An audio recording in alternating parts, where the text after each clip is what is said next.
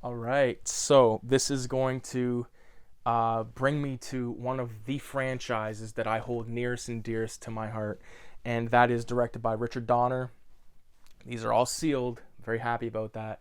And that is the Lethal Weapon series. Yes, starting in, I believe, about what, 1980, 1987, we get the first installment of Lethal Weapon. Basically, uh, you got Murtaugh, played by Danny Glover. You got Riggs, played by Mel Gibson. I'll refer to them as Riggs and Murtaugh for the rest of this video, just to make it easy for me. Um, Murtaugh is a veteran of the game. Riggs is a loose cannon, okay, and they get put together as partners. And from this film is where they lay the foundation of the relationship that would go on to the later sequels. But initially, they don't like each other. Initially, they have tons of issues with each other. Basically, Murtaugh's convinced that Riggs is just suicidal nuts. He's either suicidal and nuts, or he's trying to get psycho pension. And basically, he puts him to the test at one point where he makes him pull a gun like under his chin, and Riggs is about to blow himself away, and that's when Glover realizes that, man, this guy is actually fucking nuts, and we got a madman on our hands here. And you know Riggs ends up saving Murtaugh's life within the first, like, I guess 25 minutes of them knowing each other. It would seem like after they do the jumper and all that shit. But yeah, man, like your villains in this film are Gary Busey. He's an ex like CIA kind of guy, and he's led by this older dude who used to be like a commander in Vietnam, because Riggs was in Vietnam, and these other guys were in Vietnam. They have the same tattoos as Riggs and all that kind of shit. And basically they're bringing in cocaine and shit like that. And Tom Atkins is in this film as Glover's buddy, who is like a whistleblower almost on it. Very good shit. He gets blown away, of course.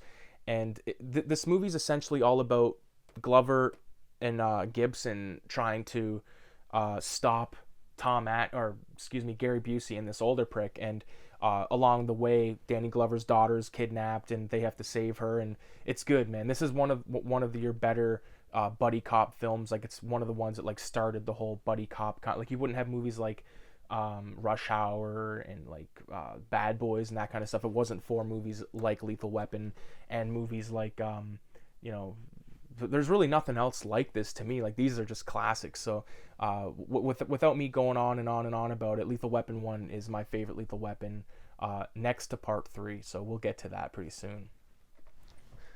Moving along, like I said, we got Lethal Weapon 2, which to me is probably my least favorite of the series, I gotta admit. But it's still really good. Basically, a South African politician who's got diplomatic immunity comes over, and he starts raising all kinds of bullshit using his diplomatic immunity against our boys, right? And along the way, they meet a very hilarious character by the name of Leo Getz, played by Joe Pesci, who's this informant guy who's wanted by the mafia. And this is their first meeting with Leo Getz, and he becomes a regular for the rest of the series. Good stuff, man. We got the South African guy using his fucking powers to just totally mess everything up. And we find out that these guys are responsible for Riggs' wife dying, which makes it very personal for Riggs, of course. And he ends up handling the business, basically. And Danny Glover, who's kind of like, we can't do anything about this guy's got diplomatic immunity, is the guy that puts him out in the end, in like a really good scene where you think Riggs might be dead. At this point, it's like, oh fuck, like, is Riggs dead? Like, he got shot to shit. It's sad, man. It's hard to see, but of course he comes back. This isn't a bad one at all, and Riggs gets like thrown into the water in this film, chained up. Like, it's pretty brutal. Like, there's some brutal stuff happening in this film, so I would highly recommend it. Obviously, I would recommend it. Next is arguably, this could be my favorite of the four films, but that's Lethal Weapon 3. It's the only film I own on Laserdisc, actually. But Joe Pesci takes a top billing along with the boys this time, and this is more of like a personal, like it's kind of like a breather film in between the fourth and the second, I would say. But it's still full of action, with my favorite villain of the franchise, who is Jack Travis, who's like this ex-cop who steals guns. He's still like in with certain cops, and he's selling all these seized guns, basically. And Murtaugh actually ends up killing one of his son's friends who's turned gangbanger, and it messes him up really bad. And uh, Riggs has to go visit him on a boat, and that's like the scene. When I think of Lethal Weapon 3, that's the scene I think about, where Riggs talks to Murtaugh about like how, like, if you quit the force, because Murtaugh's been thinking about quitting the force, like retiring, and he's like, if you quit, then what do I have, and all this. And it's a very emotional moment, and it ends with a laugh. But my God, very good stuff. This time Leo Getz plays a realtor trying to help sell Murtaugh's house, which he's doing a very shitty job at.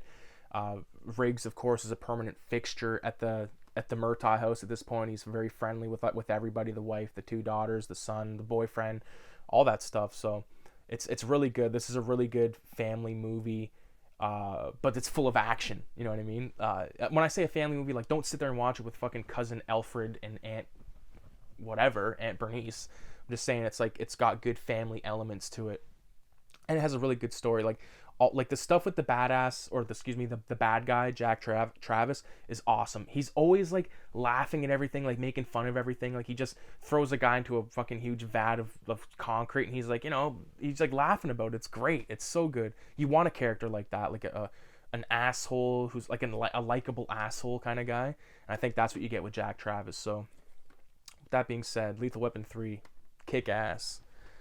And we're going to end it with the film that brings in Jet Li and Joe Pesci again. Rene Russo reprises her role. I forgot to mention Rene Russo in part 3. So Riggs ends up shacking up with another cop who's Rene Russo. I forget her name in the film, but she plays this badass who's like basically a perfect match for Mel Gibson. And as a matter of fact, there's a part where he goes to her apartment, and she's got like Three Stooges video game playing and all that kind of stuff. So you can tell they're on the same level, and that's really good. So, and he ends up marrying her. So, flash forward to part 4, where they're married, expecting a kid and all that stuff.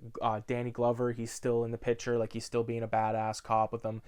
Chris Rock is now shacked up with Murtaugh's daughter, and they're gonna have a kid.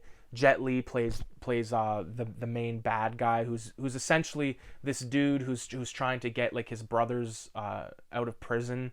Basically, they're gonna use a bunch of phony money, and it's all about kind of money laundering and Japanese Asian gangs and stuff like that. It's really good. It's a good look at the this is like, I think when Rush Hour was coming out and all that kind of stuff, where they were bringing the Asian element into it, which is good because I really like that kind of stuff.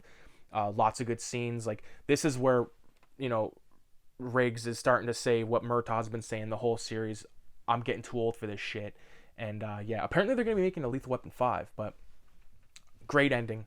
Very emotional scene at the graveyard with Joe Pesci and Riggs. Like, even if you like, that it's kind of like goofy and lighthearted in a way, it's still there. It's still, the heartfelt message is there, and it's really good stuff. So basically, I just have to mention it. Like, Joe Pesci tells a story about this little frog, like, that he had when he was a kid, and like it's crazy. It's so good. I almost tear up watching it. I know that's crazy and fucked up to say, but